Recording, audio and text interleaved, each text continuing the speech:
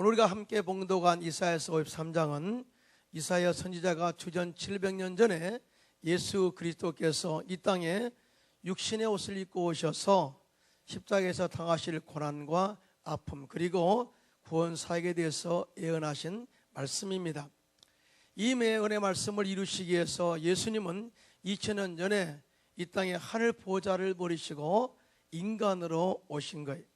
그리고 3년 반 동안 병든 자를 치료하시고 죽은 자를 살리시고 또 갇힌 자 포로된 자를 자유케 하심으로 또 최종적으로는 십자가에서 죽으심으로 구원의 길을 열어놓으신 것입니다. 그래서 누구든지 예수를 믿으면 하나님의 자녀가 되는 권세를 주시고 그 안에 하나님의 은혜의 축복을 잊게 된 것입니다. 근데 오늘요, 오늘 이 종료주일입니다.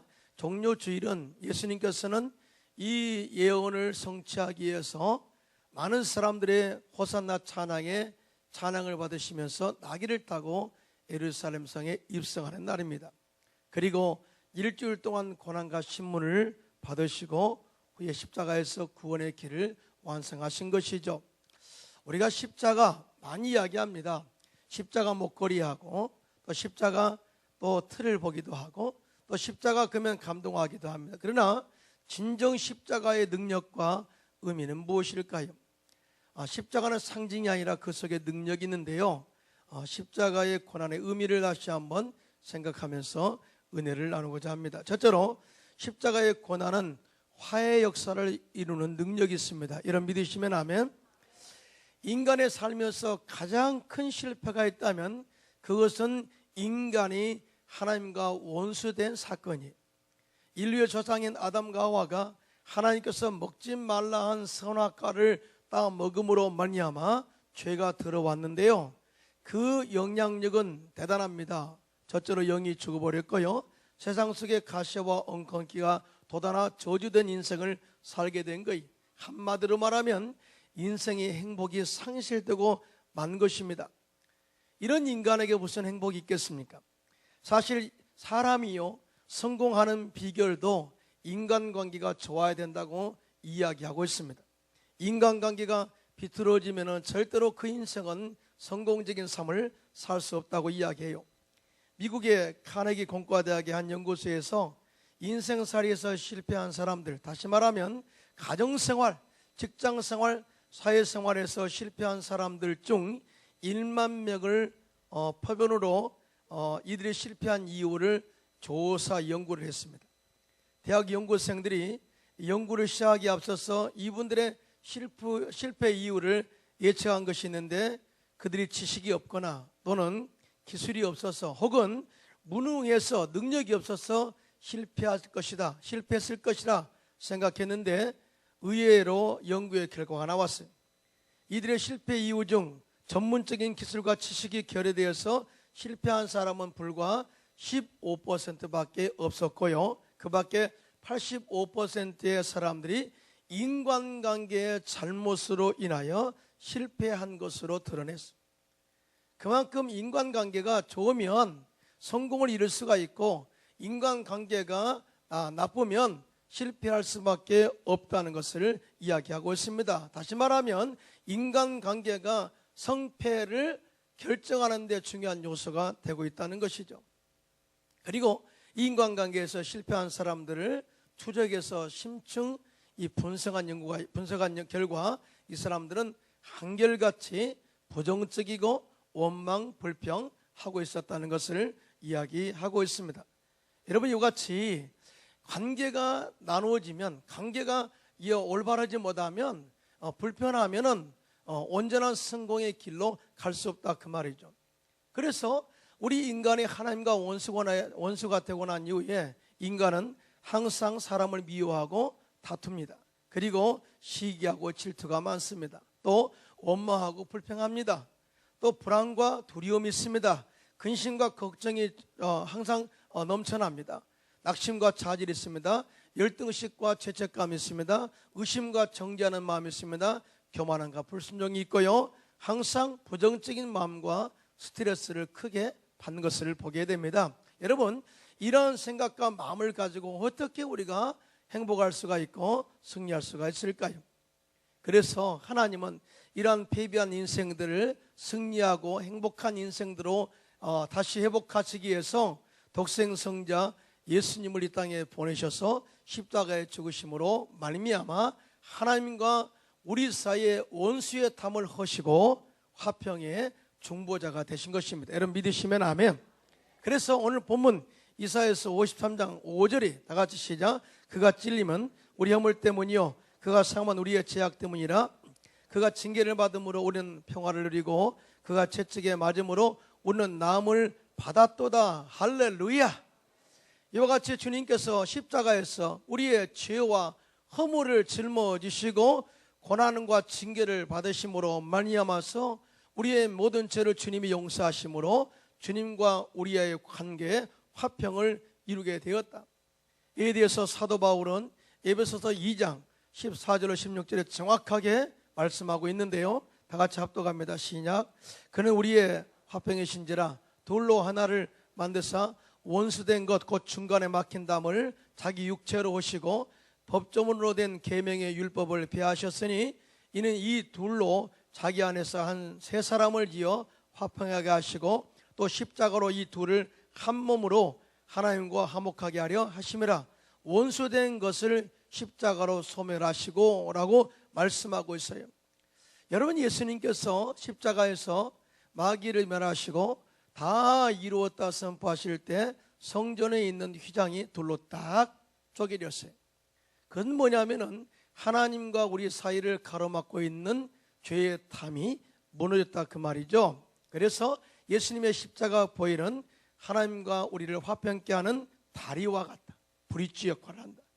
또 뿐만 아니라 예수님의 십자가 보혈은 우리 둘을 하나로 묶어주는 사랑의 줄이다. 그러므로 우리는 어찌하든지 항상 주님께 나가 십자가의 보혈로 하나님과 화목하고 화평을 이루어서 더욱더 하나님의 은혜를 체험하는 저와 여러분 되시기를 주님의 이름으로 축원합니다. 더 나아가 형제와 자매와의 관계에서도 이웃과의 관계에서도 화평을 이루는데 우리가 더 많은 우리가 신경을 써야 된다 그 말이죠. 우리는 십자가를 보면은 플러스를 생각합니다. 그래서 어떤 분들은 예수님을 믿으면 플러스 인생이 된다라고 이야기하고 있습니다. 그런데 플러스는 언제 되느냐? 한쪽만 잘 된다고 플러스가 되는 건 아니에요. 먼저 플러스를 만들기 위해서는 하나님과 우리의 관계를 깊이 회복해야 돼요. 그리고 크게 길게 하나의 축을 수직적으로 그어야 됩니다. 더 나아가서 이제는 주님의 사랑과 은혜를 우리가 상처가 치료받은 우리가 상처난 이웃에게 다가가서 그를 만지고 회복함으로 말미암아서 관계를 회복해야 돼요. 할렐루야. 그리고 나서 수평적인 선 하나 굵게 진하게 그을 때 십자가가 교차되어서 플러스 인생을 만들게 되는 것입니다. 그리야 할 때 우리의 삶 가운데 하나님의 은혜가 또 하나님의 축복이 또 성공적인 삶이 임하게 되는 거예요. 요즘요 화평 프로젝트, 다시 말해서 EBS TV에 보면 용서라는 제목으로 화평 평화 프로젝트를 하고 있어요. 거기에 프로에 보니까 부자 간의 갈등을 치유하는 프로, 또 모녀 간의 갈등, 또 부녀 간의 갈등, 심지어 친구 간의 갈등, 동료 간의 갈등을 다 짊어지고 옵니다. 그런데 처음에는 절대 풀지 않아요. 자기가 잘못해서, 네가 잘못해서 네가 나에게 용서를 구해야지, 아버지가 옛날에 나에게 이런 말 한 것이 나에게 큰 상처가 되었습니다. 그 뒤부터 아버지는 보지도 않습니다 라고 하는 그런 마음의 상처 엉어리가 평생 그 화해를 이룰 수 없는 길로 몰아간 거예요. 그런데요 거기에 와서도 풀지 못하는 사람들이 있더라고요. 그게 뭐냐면은 이 모든 것을 화해를 상대방에게 의존하기 있기 때문에 내가 먼저 다가가서 손을 내밀면 되는데 그렇지 않고 상대편이 먼저 손을 내밀어야만이 나는 용서할 수 있다고 하는 그런 마음 때문에 절대적으로 화해하지 못하고 있는 모습을 보면서요, 또 화해할 수 있는 기회까지 놓쳐버리는 것을 보면서 내 마음이 참 아프더라고요. 그런데요 예수님은 우리가 화해의 제스처를 우리에게 보내실 때 자격이 있어서 보낸 것이 아니라 정말 부족함에도 불구하고 죄인 되었음에도 불구하고 먼저 손을 내미셨다는 사실 믿으시면 아멘 하시기 바랍니다. 로마서 5장 8절입니다. 시작. 우리가 아직 죄인 되었을 때에 그리스도께서 우리를 위하여 죽으심으로 하나님께서 우리에 대한 자기의 사랑을 확증하셨느니라. 할렐루야. 주님은 우리가 연약할 때에 우리 힘으로 주님께 나갈 수 없는 그런 이 마음과 우리의 능력이 부족할 때에 또 뿐만 아니라 우리가 죄인 되어서 감히 하나님의 이름을 거룩하신 하나님의 성호를 부를 수 없는 그 가운데 주님이 우리를 찾아오셔서 용서하시고 화평하자고 손을 내미신 거예요. 할렐루야. 예수님은요 이 화해를 이루시기 위해서 십자가를 지시기 전에 얼마나 많은 고통과 곤욕을 치른지 몰라요. 로마 군병에게 침을 뱉음을 받기도 하고요, 채찍을 맞기도 하고요, 그 많은 고통, 모욕적인 행동을 다 받으셨습니다. 그리고 마지막으로 하신 말씀이 뭐예요? 아버지요, 저들의 죄를 용서해 주십시오. 저들이 알지 못해서 하는 것이므로 용서하여 주시옵소서. 끝까지 용서 화해를 외치고 운명하셨던 것을 보게 됩니다. 자, 이러한 이 십자가의 은혜로 말미암아서 우리가 구원을 받게 된 거예요. 그러면 우리 역시 다른 이웃과 또 이웃과의 화해를 이루기 위해서는 먼저 내가 손을 내미는 하나의 은혜가 있어야 된다는 것을 여러분 믿으시면 아멘 하시기 바랍니다. 아무리 악한 말을 하고 정말 나에게 모욕적인 말을 하더라도 인내하면서 들어주는 그런 모습이 화해의 첫걸음인 것을 우리가 알 수 있는 것이다, 그 말이죠. 한 목사님이 군목으로 자대에 배치돼서 사역한 지가 며칠 안 되었을 때에 어느 날 전차 중대 장교 한 분이 목사님 숙소를 찾아와 가지고 욕을 하기 시작했습니다. 하나님에 대한 욕으로부터 시작하여 목사에 대한 좋지 않은 말까지 목사님이 이제껏 들어보지 못한, 차마 입에 담지도 못할 험한 욕을 마구 해대기 시작했습니다. 이 목사님과 초면임에도 불구하고 장장 2시간 동안 평생 그렇게 악한 말을 한 사람은 처음 봤다고 했어요. 그런데 목사님이 그 말을 다 묵묵히 들은 거예요. 다 듣고 난 다음에 목사님이 진심으로 정말 진지하게 다음과 같이 그분에게 이야기했습니다. 이대희님, 잠시만 기다려 주시겠습니까? 녹음기를 가져올 테니 다시 그 말씀을 해주세요. 녹음을 해서 평생 제가 듣고 평생 제가 목회할 사람인데요, 그런 목사가 되지 않겠으라도 평생 듣겠습니다. 죄송합니다만 다시 한 번만 해주세요. 그 순간 그분의 얼굴색이 확 변하더니 죄송합니다, 잘못했습니다 라고 돌아갔습니다. 그 위에 그 장교는 목사님을 보면 부대원들에게 기도받으라고 권면했고요, 또 예배 시간이 되면은 부대원들에게 예배드리러 가라고 허락해 주었습니다.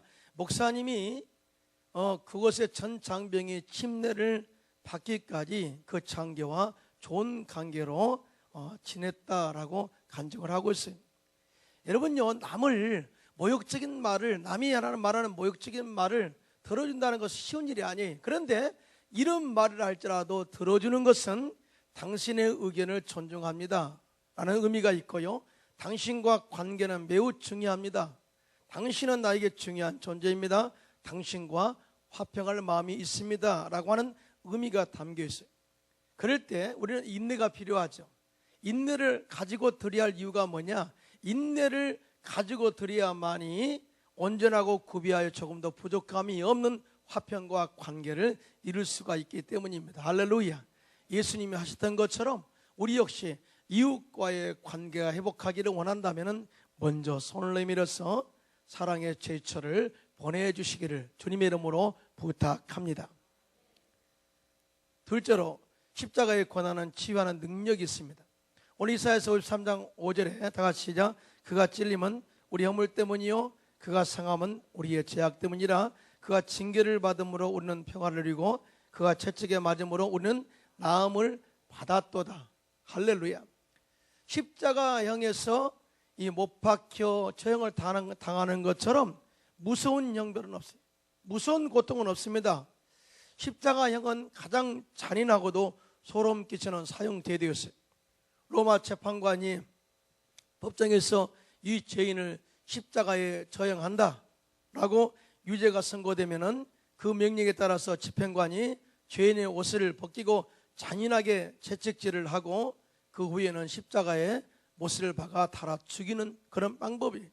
그런데 그 채찍의 가죽끈의 끝에는 뾰족한 뼈조각과 날카로운 납조각들이 촘촘히 박혀 있어서 그 채찍으로 죄인의 등 허리를 세차게 내리치게 되면 그 채찍이 그 살점을 떼어내기도 하고 그 고통이 너무나 심해서 가무러쳐서 의식을 잃기도 하고 실신하거나 초죽음 상태에 이르게 되기도 한다라고 이야기했습니다.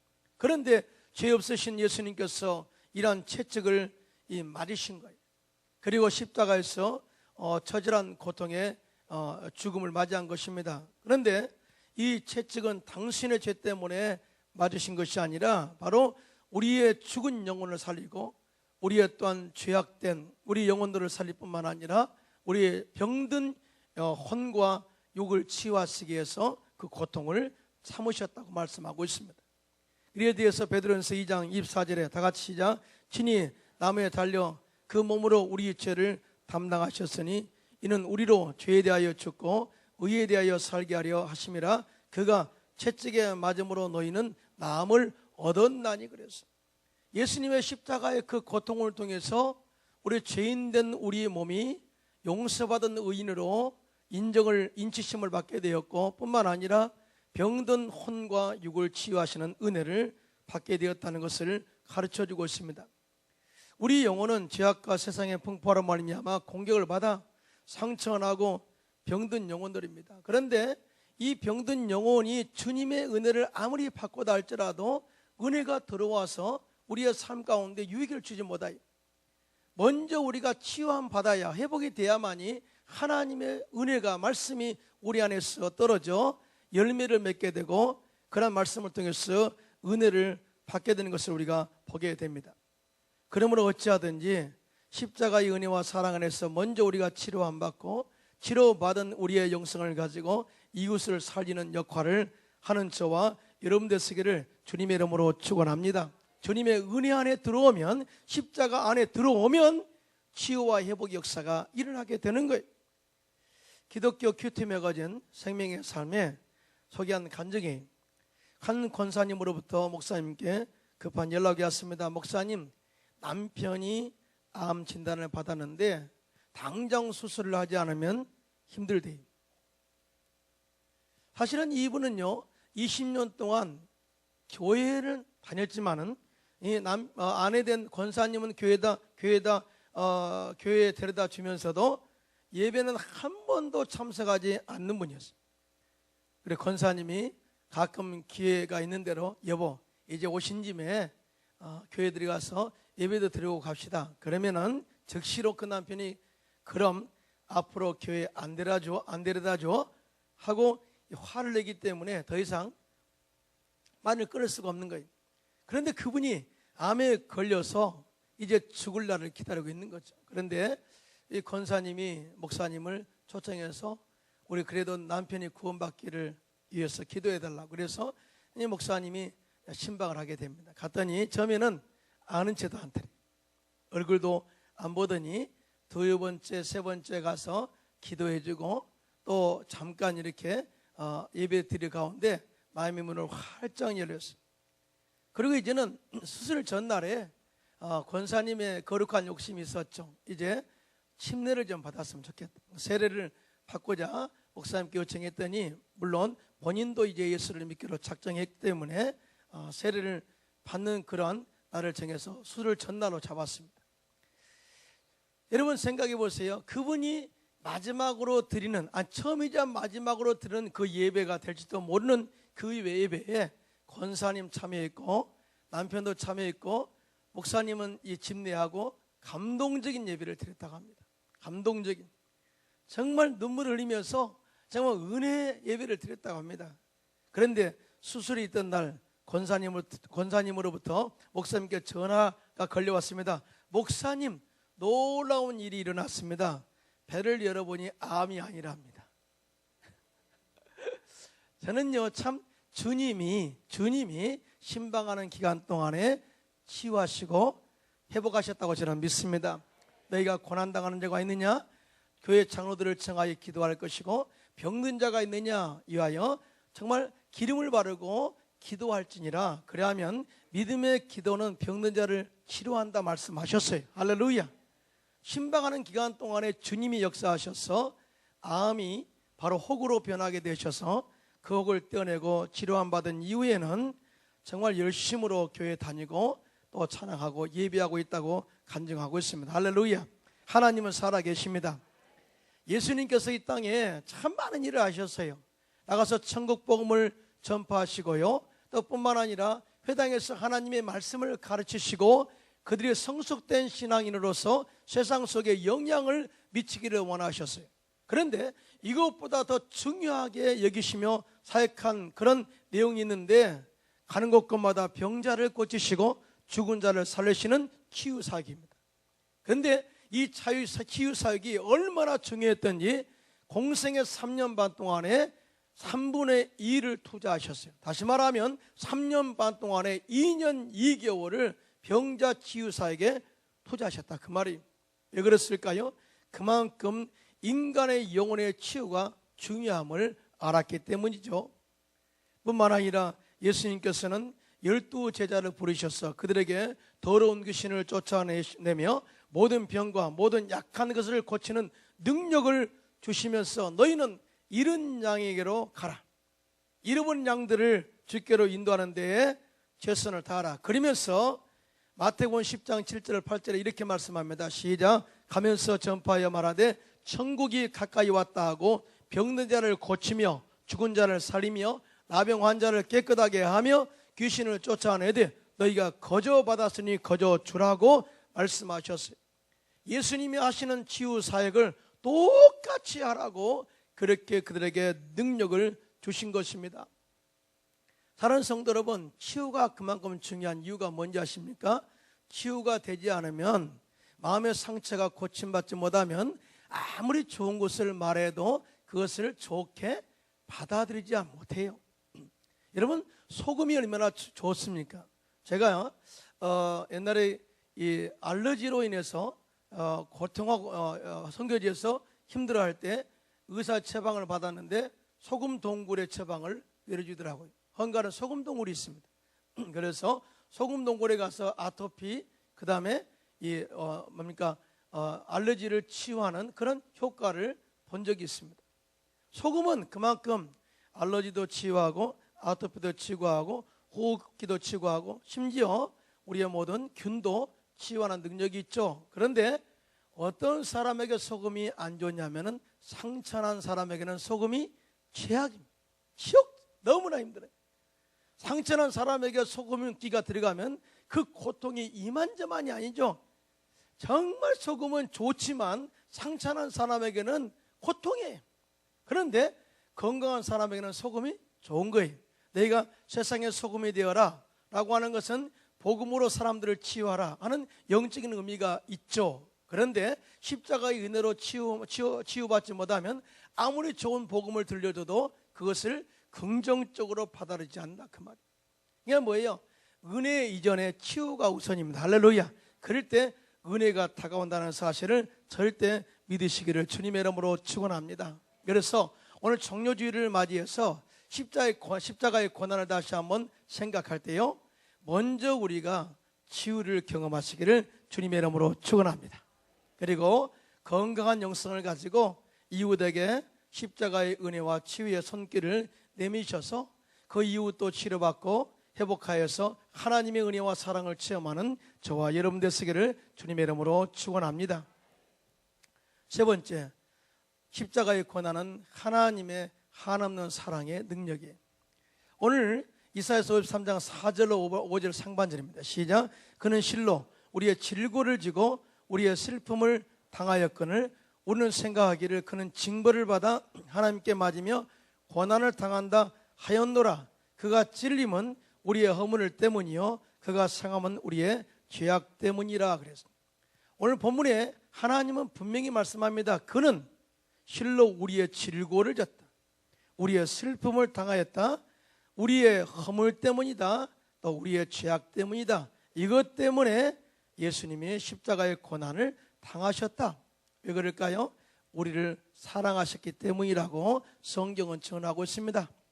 하나님의 세상을 이처럼 사랑하사 독생자를 주셨으니 이는 저를 믿는 자마다 멸망하지 않고 영생을 얻게 하려 하심이라. 여러분 믿으시면 아멘. 사랑하사. 그런데 많은 사람들이 사랑 그러면 사랑이 동일한 사랑으로 혼돈한 경우가 많이 있습니다. 우리는 이웃을 사랑합니다. 형제를 사랑합니다. 친구를 사랑합니다. 부모를 사랑합니다. 애인을 사랑합니다 라고 말할 때 동일한 단어 사랑 한 단어만 사용합니다. 그런데 헬라의 성경적 원어의 사랑을 네 가지로 말합니다. 첫째로 남녀간의 사랑을 에로스라고 합니다. 그래서 그런지 모르지만 에로사항이 많습니다. 두 번째, 이 부자간의 사랑을 스톨게라고 말합니다. 그래서 부자간의 사랑은 스스로 하는 것 같습니다. 스톨게. 그 다음에 이 친구 간의 우정의 사랑을 필레오라고 하는데, 친구 간의 우정은 필요에 따라서 나누기 때문에 아마 필레오라고 제가 설명을 하고 싶습니다. 그런데 하나님께서 우리를 향한 사랑은 아낌없이 모두 내어주신 아가페 사랑입니다. 할렐루야. 단어가 다 달라요. 그 말은 뭐냐? 의미가 다 다르다 그 말이. 그런데 우리는 예수 안에서 모든 사랑이 아가페 사랑으로 승화하기를 원하고 있다는 사실 믿으시면 아멘 하시기 바랍니다. 왜냐하면 주님이 우리를 사랑하심으로 말미암아 아가페 하셨다. 아가페, 모든 것을 아낌없이 주어서 우리를 사랑하심으로 말미암아 죄에서 건져주셨고 저주에서 건져주셨고 질병에서 치료하셨다. 우리 때문에 고난을 당하셨다라고 이야기해요. 그런데 보세요, 이 모든 사랑은 온전한 순종에서 이루어진 것을 보게 됩니다. 우리가 사랑도요 순종에서 온전해짐을 이야기하고 있는 거예요. 여러분 사랑으로 사람들을 이렇게 세워가기를 원하십니까? 그러면은요 순종을 해요. 순종. 하나님 말씀을 지킬 때에 순종할 때 역사가 일어납니다.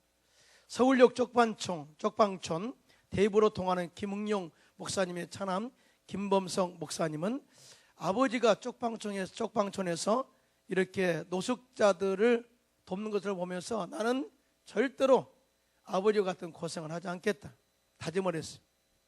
그러다가 서울역 노숙자 쉼터인 나사로의 집에서 잠깐 돕는 1997년 어느 날 기도 중에 하나님의 부르심을 들었습니다.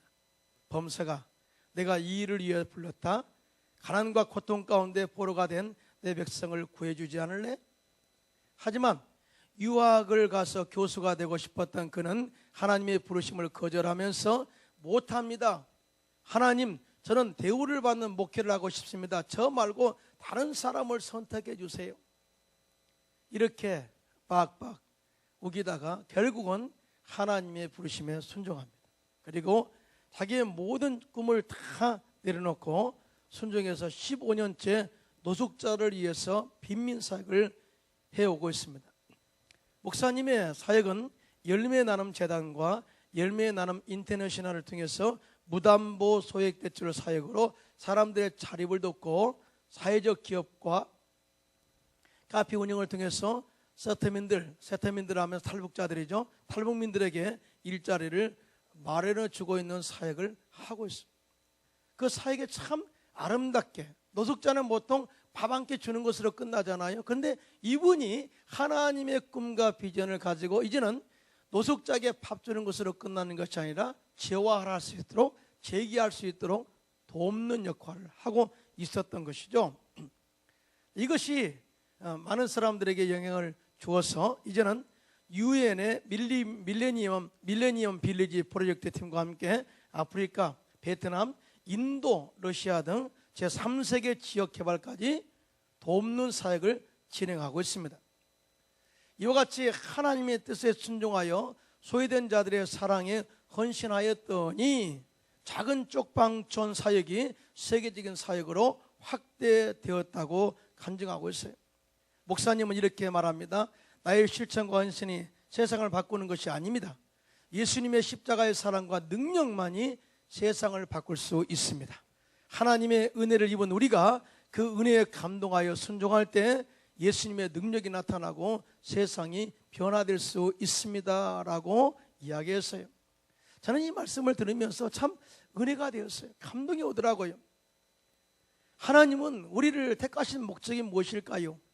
주님이 12제자를 택하셔서 세상의 변화를 바라보았듯이 70명의 제자를 택하여서 세상의 변화와 구원을 바라보았듯이 지금 우리를 바라보시면서 세상을 변화하기를 원하고 있다는 사실을 믿으신 분만 손들고 하면, 그러면 십자가의 고난을 우리가 올바로 알았으니 이제는 우리가 어디 가든지 가정에서나 직장에서나 사업장에서나 화해의 중보자가 되어야 될 줄로 믿습니다. 또 세상의 여러 환경적 어려움과 또 사람 관계로 말미암아 상처난 영혼들에게 치유의 중보자가 되어야 되고요. 또 뿐만 아니라 하나님의 사랑을 실천하는, 순종으로 실천하는 그런 모습으로 우리 교회도 살리고 광민시도 살리고 대한민국도 살리고 더 나아가 세계 열방을 살리는 이 중심에 서가는 우리 성도님들이 되시기를 주님의 이름으로 축원합니다. 축원합니다.